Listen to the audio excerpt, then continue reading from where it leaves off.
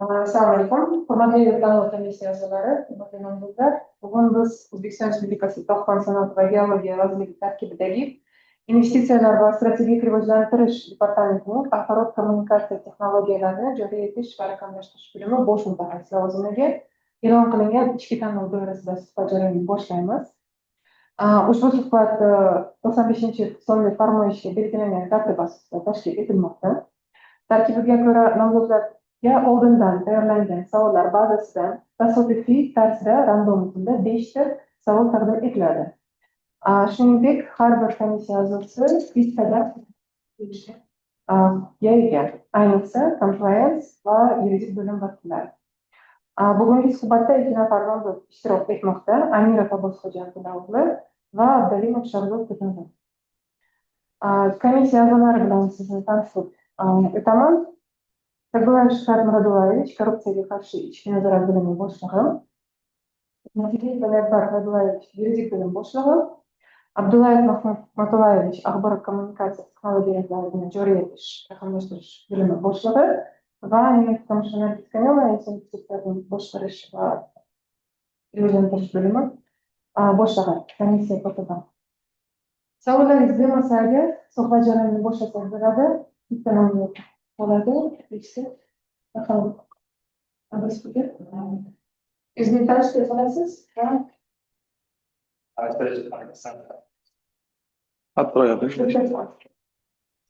Men Amirov Abbosxo'ja Abdulla 1995-yil Qashqadaryo viloyati Chiroqchi tumanida tug'ilganman. Mehnat faoliyatim 2020-yil Regional geologiya davlat tadqiqot korxonasida boshlaganman. Hozirgi kunda Tog'qon sanoat va geologiya vazirligida ijro intizomi, nazorat va ijro intizomi bo'limi bosh mutaxassisgacha keldim. Va hozirgi yangi vakant lavozimga nomzodimni qatnashdim. Hozir sizga savollarni tasodifiy tarzda beramiz.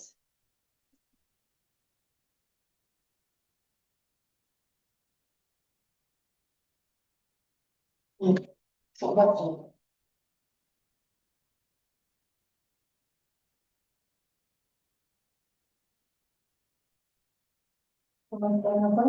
Начать с того,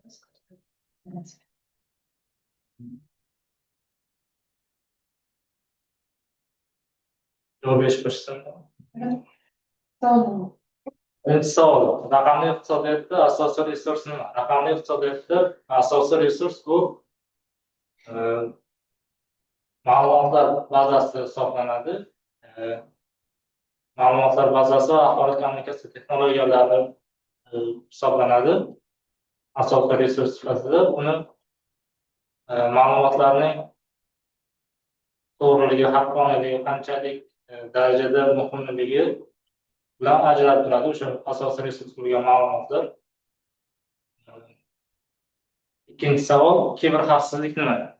Kiberxavfsizlik bu axborot kommunikatsiya texnologiyalarini, axborotlarni va kommunikatsiya texnologiyalarini zararli dasturlardan, ya'ni zararli viruslardan himoya qilish tizimi hisoblanadi. Kiberxavfsizlikning asosiy maqsadi axborotlarni va axborot kommunikatsiya texnologiyalarini tasodifiy va zararli dasturlardan himoya qilish va ma'lumotlarga zarar yetkazilishini ta'minlashdan iborat hisoblanadi. VR nima? VR bu virtual reallik texnologiyasi hisoblanadi. Bu zamonaviy qurilmalarda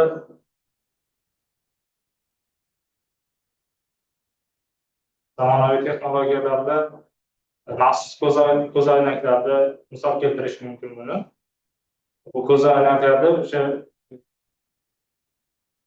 reallik, virtual reallik keltirib chiqaradi. Buni hozirgi zamonaviy texnologiyalarda eng yangi yutuqlardan deb hisoblanish mumkin. Beshinchi savol Cyber Physical Systems'ni Cyber Physical Systems bu raqamli texnologiyalar va fizikani bir-biriga integratsiyasi hisoblanadi. Ya'ni ikkalasini iqtisodiyotda birga ishlatilishi ortidan qulay muhit yaratish maqsadida ishlab chiqilgan sistema hisoblanadi.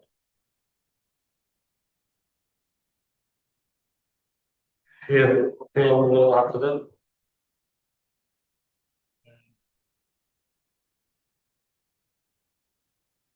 ma'lumot beramiz. To'rtinchi savol.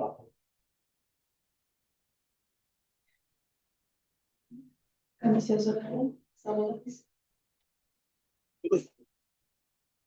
Abbosxo'ja yer qarzi o'zbeklarni o'qigansiz. Yuqori to'g'risida 937 sonli O'qigansiz. Interaktiv geologik portal degan bir tushuncha bor. Nima haqida? interaktiv davlat Geologik portal. portal bu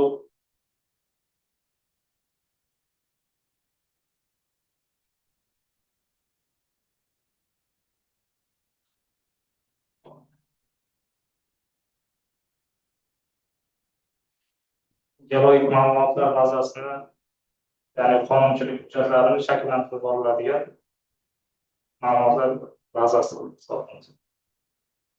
Faqat to'g'ri yer kadastri ya. O savol Raqamlashtirish sohasida qanaqa qonun hujjatlari mavjud? Raqamlashtirish to'g'risida O'zbekiston Respublikasida raqamlashtirishni tartibga soluvchi bir qator normativ hujjatlar mavjud. Buni quyidagilardan iborat: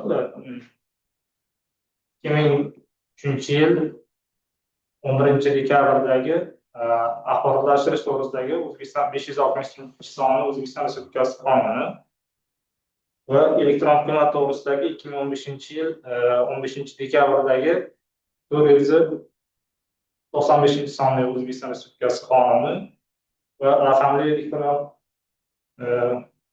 raqamli imzo to'g'risidagi 2022 yil 12-oktyabrdagi 793-sonli O'zbekiston Respublikasi qonuni va 2020 yil 5-oktyabrdagi raqamli O'zbekiston 2030 strategiyasini joriy etish to'g'risidagi O'zbekiston Respublikasi Prezidentining farmonlari va shular O'zbekiston axborotlashtirish to'g'risidagi normativ huquqiy hujjatlar hisoblanadi. Davlat fuqarolik xizmatchilariga qanaqa cheklovlar belgilangan? Davlat fuqarolik xizmatchilariga bitta tashkilotda ishlab turgan vaqtida unga yaqin qarindoshlari bilan bitta tashkilotda xizmat qilmasligi, bu ayniqsa bir-biriga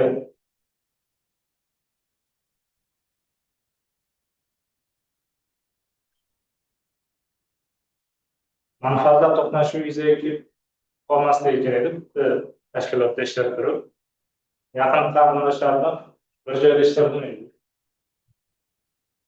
Keyin tadbirkorlik faoliyati bilan shug'ullanish mumkin ekan.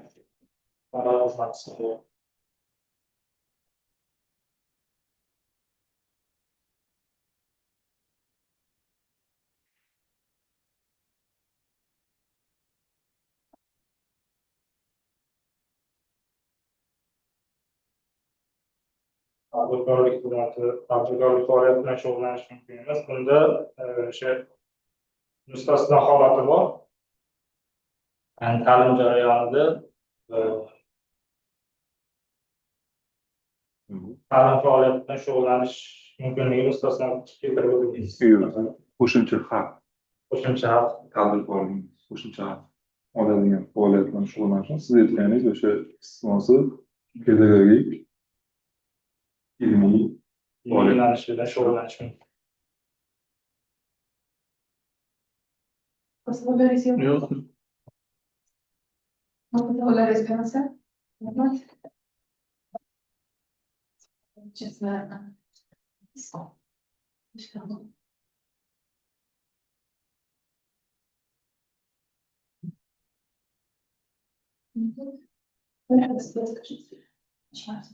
Assalomu alaykum. Ismim Shahzod Abdaliyev. 1995 yilda tug'ilganman. Qarshi xalq iqtisodiyot institutini Erkish va kadastr yo'nalishini bitirib, Geologiya fanlari universitetini ichki yer mas'uliyatini tortish va axborot tizimlari texnologiya yo'nalishida magistratura yo'nalishini bitirib, hozirda industriya monitoring qilish bo'limida faoliyat yuritaman. Savollarga o'tamiz.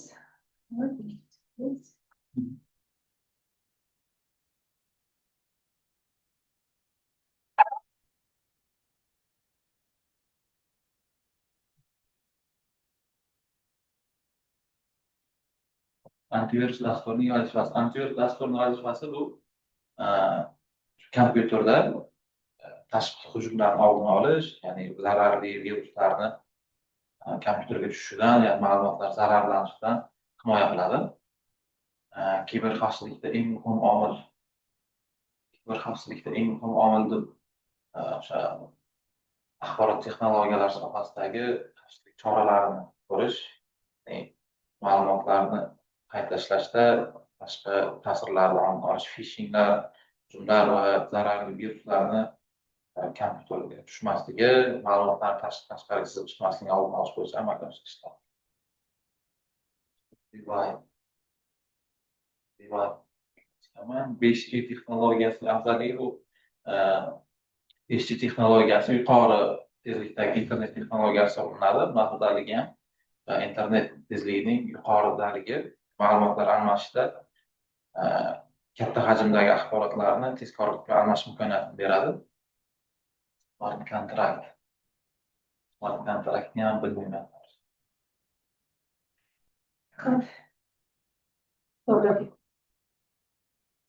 Shahzod, yer qa'ri to'g'risidagi qonunda interaktiv geologik portal degan tushuncha bor. Nima? Interaktiv geologik portal tadbirkorlar va investorlar uchun ma'lumotlar olinishini shu raqamli texnologiyaga asoslangan holda ishlash, ya'ni fondda ko'p ma'lumotlar qog'ozda saqlanib kelgan shu vaqtgacha. O'sha ma'lumotlarni raqamlashtirish orqali tadbirkorlarga, investorlarga qulaylik yaratish. O'shanda maqsad. Nima ma'lumotni o'zi Geologik ma'lumotlar, dastlabki geologik ma'lumotlar, hisobotlar, geologiya yo'nalishida amalga oshirishlari bo'yicha hisobotlarni o'z ichiga oladi. Tadbirkorlar uchun qulaylik yaratish. Ma'lumotlar olish bo'yicha. Qog'oz ko'rinishda raqamli ko'rinishga o'tkazish. Davlat fuqarolik xizmatchilari o'z faoliyatida qanaqa cheklovlarga rioya etishi kerak? Cheklovlar bu tadbirkorlik bilan shug'ullanish mumkin emas. Chet davlatlarda hisob raqamlari ochishi, mulklarga ega bo'lishi, bundan tashqari tadbirkorlik subyektlarida ulushlarga ega bo'lmasligi, boshqaruvda ishtirok etmasligi, bundan tashqari korrupsiyani oldini olish bo'yicha korrupsiyaga qarshi tiyilishi, korrupsiyaga qarshi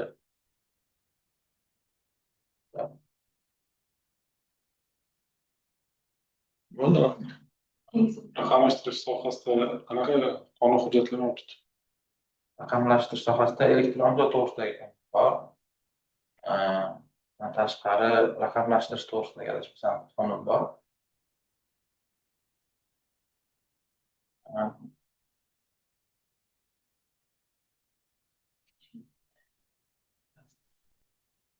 Bilganlarim kuylgan. Komissiya so'raydigan boshqa savollar bo'lmasa?